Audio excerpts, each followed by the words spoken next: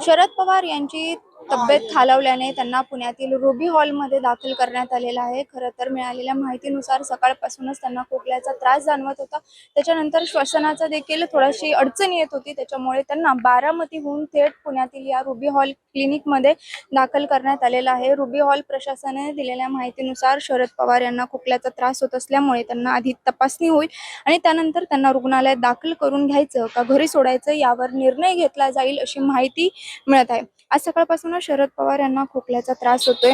Ruby हॉलचे doctor Grant यांनी दिलेल्या माहितीनुसार पुढील काही वेळात शरद पवार यांना आम्ही तपासून घेऊ, त्यांच्यावर काय उपचार करायचे आहेत ते ठरवलं जाईल आणि जर गरज वाटली तर त्यांना ऍडमिट केलं जाईल असं त्यांनी डॉक्टर ग्रँट यांनी सांगितलेलं आहे। म्हणजेच एकंदरीत परिस्थितीनुसार निर्णय घेतला जाईल असं सांगण्यात आलेलं आहे।